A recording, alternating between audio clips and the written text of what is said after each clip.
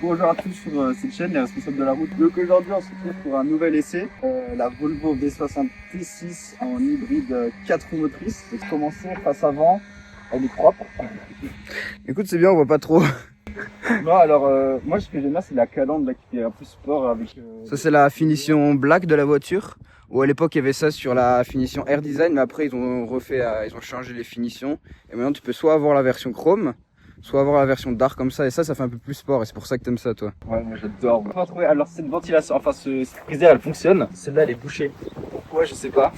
Bah ils avaient peut-être besoin qu'un seul refroidissement. Moi ce que j'aime bien c'est la couleur, le bleu de Nîmes. Ouais, on va... Il va vachement bien, il épouse vraiment beaucoup le... C'est un bleu vachement sombre comme ça et c'est vrai que sur toutes les Volvo je le trouve bien moi. couleur noire avec le bleu de Nîmes, je pense que ça se marie vraiment bien ça. C'est quoi le feu adaptatif, c'est ça, c'est toi le Pro Volvo? Bah celle-là, oui, elle les a.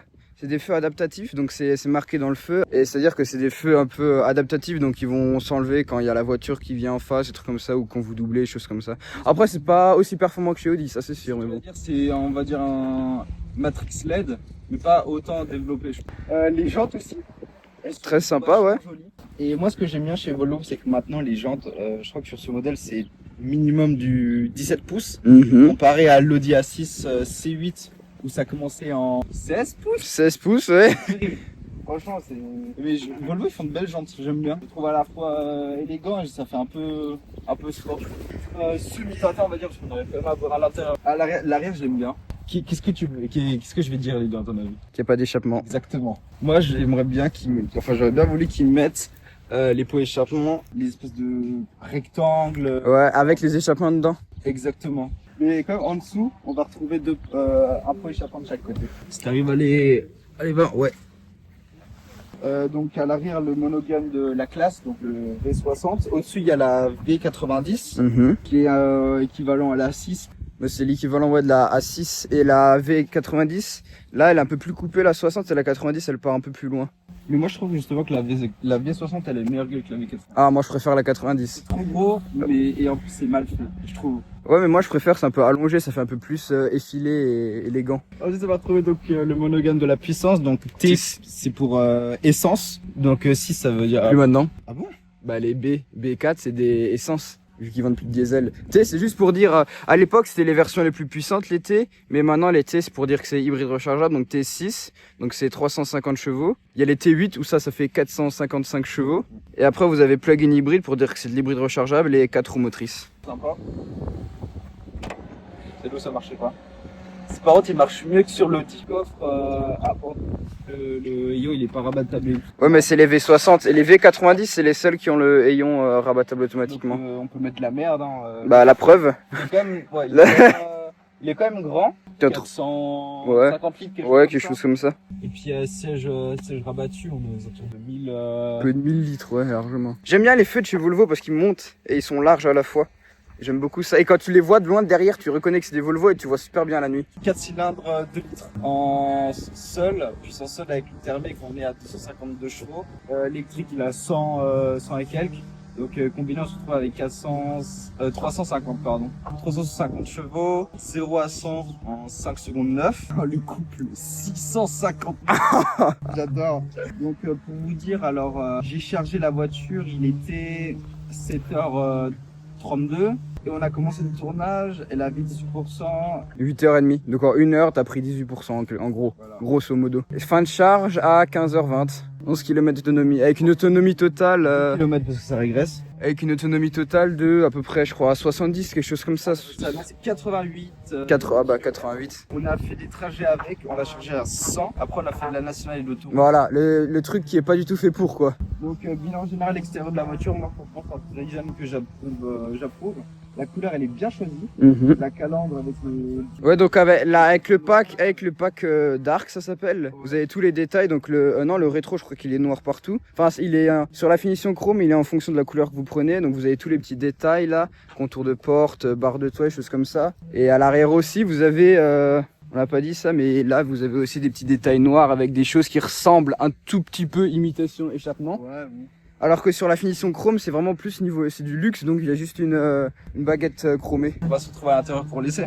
Donc on se trouve dans l'intérieur de cette Volvo V60 T6. Alors première impression, je le trouve un petit peu serré. Je le trouve un petit peu trop fermé. Mais d'un autre côté, du coup, je me sens un peu plus rassuré. Alors je sais pas si... Ça c'est l'effet Volvo quoi. Ouais, franchement, je suis plus serein de me prendre un platane à 150 plutôt que un petit peu plus que dans l'Audi. Mais après d'un côté je me dis il y a un V6 pour prendre le platane. Voilà. Ça j'aime bien. Ça me fait penser à Mercedes. C'est le côté glacis là, un peu. Glossy. Bah ça c'est avec la finition intérieure, donc vous avez, je sais plus, c'est pas, au début c'était en fonction de la finition extérieure je crois, et vous pouvez, en fonction de la finition extérieure, vous avez aussi le pommeau de vitesse en cristal d'Orfort, donc c'est marqué dedans, et ici limite dedans, c'est vachement sympa la nuit. Et après là il y a une finition où c'est un peu style simili cuir, ou je sais pas si c'est du cuir ou du simili, je pense plutôt que c'est cuir quand même. Hein. Ouais, je sais pas, mais je crois qu'avec cette finition c'est pas trop du cuir, c'est juste avec un peu de tissu, enfin ouais, du tissu, des choses comme ça. Moi j'aime bien, après c'est pas les plus beaux je trouve, avec le petit drapeau suédois toujours, hein. Important. C'est confortable par contre. Ah oui, mais tous les sièges Volvo sont très confortables, tout le monde le dit. C'est jamais mémoire. Mémoire de forme, ouais. De mémoire. Et après, vous avez encore des profils dans la voiture. Et chaque profil, vous pouvez encore mettre deux mémoires. Donc, vous avez de la place. Ça, c'est important, ça. Ça, j'aime beaucoup. Système audio Harman Kardon. Alors, on va voir tester. Moi, j'aime bien les grosses basses. Donc, je mets le caisson de basse à fond, les graves à fond. Alors, niveau qualité de son, comparé à l'Audi, je le trouve quand même un peu mieux. Bah, j'espère. Il est un petit peu plus clair quand on arrive à mieux discerner les voix. Si on est audiophile sur cette voiture, il faut prendre. Et si vous êtes vraiment très bon audiophile, prenez surtout le Bower & Wilkins. Ouais, parce que ça c'est vraiment... Et vous avez même le petit tweeter pour les aigus qui est là, et je trouve ça super beau. De rond là, ouais. Le caisson de basse, je l'ai mis à fond. Avec certaines musiques, j'ai vraiment l'impression qu'en fait, il y a des coups de feu derrière. Ça t'envoie des trucs. Ouais, et en plus, vous avez surround, c'est genre le son, il va être mis en une sorte de Dolby Atmos 360. Et franchement, c'est vraiment pas mal parce que mes parents, ils ont aussi une V90 avec le même système. Et des fois, vous écoutez de la musique et vous avez les haut-parleurs qui sont juste derrière, côté à l'arrière comme ça, et genre le son, il sort de là et vous avez vraiment l'impression, la musique sort vraiment de côté et c'est super agréable d'avoir ça. Et il y a même, pour vous dire, il y a même des enceintes, je sais pas si je peux zoomer, il y a même des enceintes dans le coffre là-bas. Il n'y a pas de pack ambiance, donc... Ah ouais, bah après chez Volvo il n'y a pas tout ce qui est des lumières de fou comme chez Audi ou Mercedes. Ouais, il y a des petites LED, il y a des petits trous où vous pouvez juste régler la couleur. Et en fait il y a quelques couleurs et vous les voyez pas les lumières, mais par contre il y a les reflets un peu partout sur le chrome, tout ça. Et c'est super agréable la nuit. Et vous avez aussi des lumières qui sont là en dessous, vous en avez dans le vide-poche là, vous en avez derrière, et même derrière il y en a, tout ça. C'est vraiment agréable à voir la nuit quand vous roulez. Et moi en plus nous on a mis une lumière violette et c'est super agréable. Donc l'interface, on va retrouver plusieurs modes de conduite. Hybride, le power c'est quoi? Mode sport, quand il y a les deux moteurs qui se démarrent. Pur, c'est 100% électrique. Et constant all-wheel drive, c'est que vous avez les 4 roues motrices. C'est pas le mode sport, mais c'est juste si vous êtes dans la neige ou vraiment dans des conditions un peu compliquées, vous vous mettez là-dedans et c'est les 4 roues motrices constantes. Le CarPlay. Donc là, vous voyez, le CarPlay il prend tout l'espace, alors que sur les anciennes, c'était seulement en bas un petit. C'est terrible. Interface, il a été changé. Ouais, maintenant c'est Google Automotive qui fait. Donc vous avez l'assistant Google, c'est vachement pratique. Attends, c'est là. Europa Park. Bien sûr, direction Europa Park. C'est parti. Ça marche, hein? Bah oui. Mieux que l'ancien, parce que l'ancien, il fallait vraiment parler distinctement et il fallait pas lui demander des trucs trop compliqués. Hein. Voilà. Faut pas trop me demander. Voilà, bah là, tu vois, il est déjà un peu plus fluide. Ouais, bon. Donc avec toute l'interface Google Maps, trucs comme ça. Vous avez aussi Android Auto, tout ça, l'assistant Google, et vous pouvez même télécharger des applications si je dis pas de bêtises. Bah là, Play Store.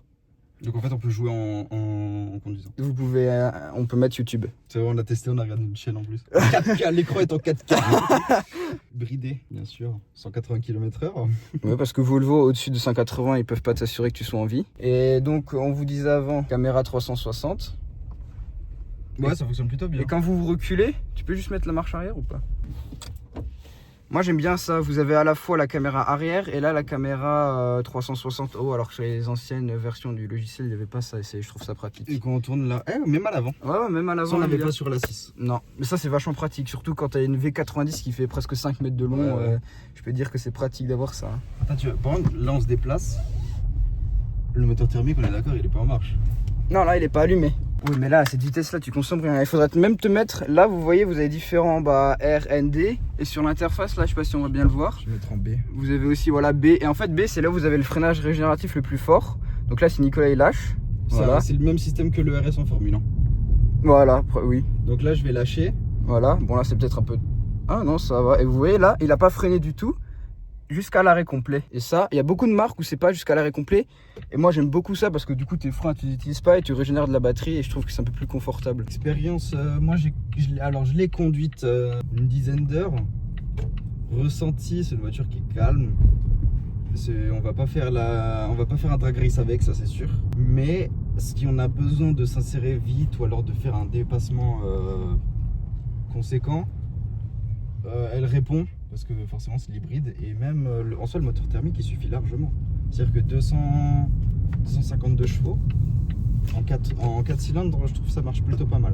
Je t'ai mis en charge pour charger la batterie, c'est-à-dire que là tu vas pas du tout utiliser la batterie. Ah bah cool.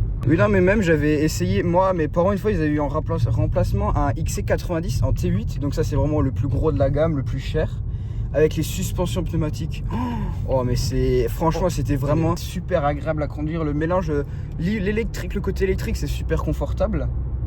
Et avec les suspensions pneumatiques encore, avec l'insonorisation de fou. Moi ce que j'aimerais bien essayer c'est de savoir, j'aimerais bien savoir à quel point il est efficace le système de RS. C'est-à-dire qu'on va dans les montagnes et dans la descente. Bah t'as vu comme c'est puissant, hein. Ça marche plutôt bien moi je trouve. Après c'est sûr que faut s'y habituer. Parce que des fois vous roulez et d'un seul coup vous lâchez et ça freine d'un seul coup. Donc faut bien gérer son accélérateur. Après c'est les voitures hybrides. Oui. J'avais testé une A340 TFSI E. Donc 204 chevaux. C'est un 4 cylindres 1,4 litre. En thermique il n'y a que 147 chevaux. Donc c'est à dire qu'une fois qu'on avait fait... on avait épuisé toute la batterie électrique. Il restait que le thermique et là... on entend bien le moteur monter haut dans les tours. Après, l'hybride, c'est vraiment fait pour ceux qui ont un travail à 20 bornes de chez eux. Ou alors ceux qui utilisent leur voiture 2 fois dans l'année, une fois pour aller faire les courses et une fois pour partir en vacances. Ou quand tu fais tes courses, tu restes en électrique. Et là, c'est vraiment pratique parce que du coup, tu consommes rien. L'électricité non plus, quand c'est juste à côté de chez toi, tu consommes de nouveau rien. Collecte de Wolfone. Ouais, je te jure. C'est celui qui m'aide à la plonge. Gros big up à toi. Merci beaucoup. Parce que sans toi, j'aurais fait un burn-out. Ouais, franchement, elle est plutôt sympa à conduire quand même. Après, toutes les Volvo en globalité, c'est très confortable. Après, c'est sûr que les XC, c'est souple, c'est vraiment axé sur le confort. C'est pas du tout. Y a pas de sport quoi. À part les Polestar qui sont peut-être un peu plus sport, mais bon, c'est pas non plus le summum quoi. En vrai, je pense que tu m'enlèves la bride, je suis content avec cette caisse. Non, parce qu'elle a tout ce que j'aime. C'est un break qui a de la gueule, qui a de la puissance, bon système audio. Peut-être enlever 2-3 Z parce que bon. On met le plein. Il nous dit qu'il nous restait 330 km d'autonomie. Et au final, on a fait 600. Alors, plus on roule, plus elle se régénère. C'est la seule voiture au monde qui crée de l'essence quand on roule. Voilà. Non, mais après, je sais que quand vous mettez le système de navigation Google Maps, la voiture, si elle va voir que vous êtes sur l'autoroute en mode hybride et en mode auto-gestion de la batterie, elle va prioriser le moteur thermique plutôt que vous mettre en électrique. Et une fois que vous arrivez en ville, elle va vous passer en mode électrique. Donc on va voir, là on est en mode... Bon, on n'a pas trop beaucoup de batterie puisque Nicolas n'a pas voulu se... Non, c'est parce que j'ai compris là. Voilà. Oh putain l'enfoiré. Ouais, ça marche. Ça marche plutôt pas mal, moi j'aime beaucoup ce qu'elle répond. Mais c'est... En fait, j'ai l'impression que la boîte ils l'ont améliorée parce qu'elle a vachement répondu. Et à plus, en même temps, vous avez le moteur électrique qui, dès que vous appuyez, il envoie instantanément. Et surtout que le temps que la boîte et le moteur répondent, le moteur thermique, le moteur électrique va vous aider à repartir. Le T8, le moteur thermique, il fait 340. Le rendement, mon gars. Il fait, je crois, 340 chevaux, donc pour un 4 cylindres, c'est pas mal. Après, c'est de l'essence, donc tu arrives toujours à sortir un peu plus. Je crois, non, 310, et le moteur électrique, il fait 145 chevaux. Vous voyez mon sourire là. Vous voyez mon sourire de Golemont là. Donc launch control ça change pas, pied sur le frein. Bon, palettes, je trouve qu'il manque des palettes. C'est pas sport. Je veux du sport. Et vous avez pas comme sur la Audi où il y a marqué launch control activé, des trucs comme ça parce que bah pourquoi faire. Voilà, vas-y. Oh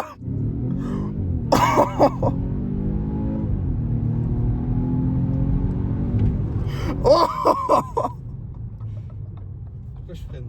J'ai le B. Oh, ça race. C'est... Je veux dire un truc ingrat, c'est que 4 secondes 9. Hein. Après, c'est vachement, vous vous sentez, comme a dit Nicolas avant, c'est vachement sécuritaire. Hein. Ouais. Vous vous sentez en sécurité, vous avez les 4 roues motrices, donc c'est du Volvo, donc tout niveau sécurité, c'est vraiment presque le summum que vous pouvez avoir. Mais ouais, moi je sens vraiment l'effet par contre aux alentours de 50, 60, 70. Ça fait un effet vraiment de... On sent qu'il se passe... En fait, au début, je pense que le temps que le moteur thermique envoie vraiment la puissance, et qu'après, le temps que le moteur thermique envoie la puissance, il y a l'électrique qui aide beaucoup. Pourtant, je trouve ça bien, le RS. Ouais, c'est vachement pratique. Et je crois même que je sais pas si celle-là là, mais je crois que des fois il est adaptatif. Sur nouvelle électrique, genre s'il voit qu'il y a une voiture devant, il va y aller progressivement et plus il s'approche, plus il va freiner tout seul. Mais ouais, franchement, alors on est rarement emmerdé avec cette caisse sur l'autoroute. Jusqu'à 180, c'est bon. Après c'est chaud. Après, quand même 2 tonnes. 2 tonnes, je trouve que les performances elles sont là. Parce que bon, après, il y a le moteur électrique. Donc c'est normal.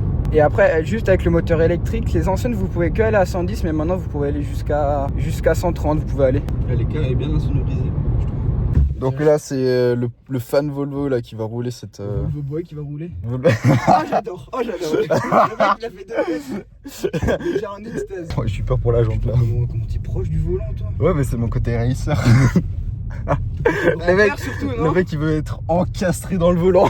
Tu dis ton ressenti tu sais par rapport à la V90. Bon je pense pas ça va pas trop changer. En fait, la V4 par rapport à la V90 niveau agrément de conduite, je trouve ça plus confortable parce que c'est de l'électrique. Moi je trouve que l'électrique c'est beaucoup plus confort que du diesel. En plus le diesel t'as le bruit donc c'est beaucoup moins agréable. C'est très agréable à rouler mais bon, qu'est-ce que tu filmes? Le prix. Ah. Faut qu'on dise c'est quoi le plus rentable. Non. Après c'est vrai que la V60 c'est juste en dessous de la V90, ils ont V90. C'est en version gauloise. C'est un peu moins luxueux, un peu moins confortable, mais bon c'est quand même c'est du Volvo donc de base c'est très confortable. C'est vrai qu'en côté passager c'est pas dégueu. Hein. Ça va, moi je trouve que j'ai relativement de la place. Un petit peu moins que la 6, mais franchement c'est plutôt pas mal. Les sièges chauffants ils chauffent un petit peu plus quand même que la 6. Volant chauffant je l'ai testé, c'est pas mal. C'est sympa. Ouais, c'est vraiment pratique. En plus, tu peux. Mais je pense qu'il n'y a pas que Volvo qui le font, mais en fonction de la température, il va s'allumer tout seul. Ça, je sais pas. En dessous de. Il y a ça sur la voiture, sur celle de mes parents. En dessous de 10 degrés, il y a le siège chauffant et ventilé. Siège volant. Putain. Cody is blind and autistic. Attends. Siège chauffant et volant chauffant qui vont s'activer tout seul et le passager aussi. Du coup, vous rentrez dans votre voiture, hop, vous la démarrez et il commence juste à chauffer. Et c'est vachement rapide, donc c'est très agréable à rouler. Après, ouais, ça va, c'est simple, c'est minimaliste, c'est épuré. Ils sont en fait, c'est un peu moins bling bling que tout ce qui est Audi, BM, Mercedes, où vous avez des lumières partout, des gros écrans, tout ça. Bon, après, les gros écrans, ça commence à venir à peu près partout, mais bon. Ouais, les nouvelles BM, les nouvelles même Audi. les Volvo, vous avez un grand au milieu comme ça, style Tesla. C'est un iPad. Ouais, mais c'est ça, hein. C'était sûr. Ouais, là, oh mon dieu. Tous les jours ça. Avec la conso qui suit avec. Mais bien sûr. C'est toi qui paye l'essence. Mais bien sûr. Jamais de la... Oh viens on fait par le tuckle. Oh putain. Putain mais le couple que t'as. Regarde-moi ça là. 90 95 voilà. 97. Oh là là. En plus en sortie de virage 4 roues motrices là. Oh putain. Oh le kiki en BM. Regardez ce singe là. Pourquoi je ralentis autant? Ah oui, excusez-moi. Le mec il a vraiment une conduite aléatoire. Après franchement je suis plutôt bien installé quand même. Ouais mais les sièges Volvo dès que vous regardez des essais, tout le monde dit que les sièges Volvo c'est très confortable et c'est vrai. Il y a soutien lombaire, appui lombaire, voilà. Même oui ça s'avance et ça se recule.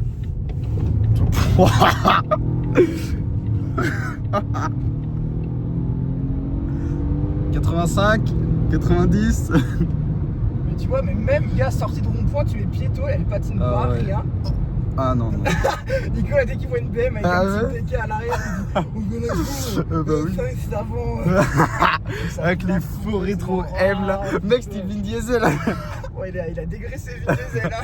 Mais la 6, je les trouve vraiment belle. Hein. Oh, quand ils prennent les feux Matrix là. Mais ça, j'en vois plus avec les beaux feux, tout ça, avec une belle finition. C'est vrai que putain, c'est bien réussi. Ah, parce qu'en général, quand t'achètes une assist, t'as quand même les moyens de mettre d'autres options quand même. Voilà. Tu sais, genre, moi, par contre, j'aimerais bien me mettre à la place des gens qui nous regardent, des ils ont même pas la vingtaine, ils ont des assises, des Vesson. Oui, j'adore. Mais là, tu vois, ça commence à me faire un peu moins d'effet par contre. Bah oui, moi aussi. Moi, j'ai besoin de m'enculer. En fait, je veux que mon corps fasse un avec le siège. On se retrouve pour le débrief du coup. Du coup.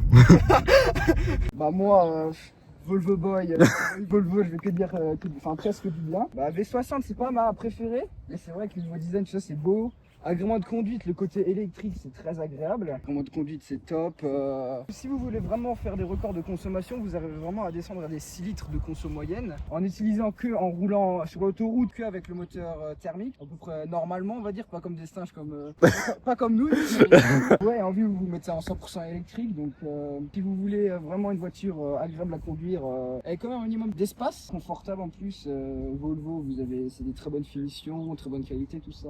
Moi j'aime bien. Après toi, je sais pas si tu veux dire encore quelque chose. Bah moi, donc esthétiquement, moi je valide, c'est point fort. Belle configuration intérieure, même extérieure aussi. Hein. Est-ce que je prendrais si j'avais les moyens cette voiture? Oui et non, ça dépend de ma situation. C'est-à-dire que si on a un taf à vingtaine de bornes, 15 bornes, pourquoi pas? Je pense que l'hybride ça peut être pas mal, surtout en termes de consommation. Moi je fais pas mal de bornes. Non, je la prendrais pas. Oui, c'est sûr que si vous êtes vraiment l'exemple de base commercial et que vous faites plein de bornes par année, c'est sûr qu'un diesel ce sera mieux pour vous. 60 litres de mémoire le réservoir. Si, intérieur, moi je suis plutôt convaincu. On avait une V60 T4 par contre avec 197 chevaux en essence, pas d'hybride. Je retrouve un peu cette histoire, un peu cette philosophie. Après moi je t'ai juste dit, l'intérieur c'est pas l'intérieur que je préfère, j'aime bien le mélange des deux, mais c'est vrai que soit je prendrais une finition entièrement cuir, comme chez mes parents avec les sièges ventilés, tout ça c'est super. C'est gentil, j'aimerais. En été c'est super pratique, tu rentres, quand t'as chaud tu le mets, tu ressors, t'es pas transpirant comme pas possible, là c'est vachement agréable. Moi je suis pas trop pour l'hybride, mais en ça je me mets à la place d'une personne qui fait pas trop de bornes, il a le taf à côté, mais il a besoin d'une voiture. Pourquoi pas, si vous avez le budget. Parce que entretien Volvo ça coûte quand même un peu cher. Changer les pneus ça coûte un peu cher, parce que c'est quoi, c'est du 18 pouces. Donc Ouais, 18. ensuite faut pas mettre n'importe quel pneu. Enfin valeur sûre, genre du Michelin ou du Pirelli. Pi 0 pour ceux qui ont vraiment les moyens. Mais franchement, tu m'enlèves cette bride. Je suis dans la peau de quelqu'un qui a le taf à un quart d'heure de chez soi en ville. Pourquoi pas? Je la prendrais pas en T8. Je trouve que 350 chevaux, ça les fait large. Donc en termes de prix, donc on avait dit c'était aux alentours de 80-85 000 euros avec les options et la finition. Maintenant, si on veut rester dans le même état d'esprit, donc hybride avec un break, de la place, de la puissance, je pense qu'en occasion, je pense que je partirais peut-être sur une BMW 330e, enfin IE. Non c'est E, 330E. 330e. Et puis l'arrière-plan, je le trouve un petit peu plus joli quand même. Et la l'avant BM aussi. Ouais, on vous mettra une photo. Bah après c'est les goûts de chacun. Hein. Oui, mais parce que justement ça fait un petit peu plus sport. Bon, bah on espère que cet essai vous a plu. Et n'hésitez pas à laisser vos avis dans les commentaires et puis on vous répondra avec grand plaisir. Voilà, À tout de suite dans un platane. à la prochaine.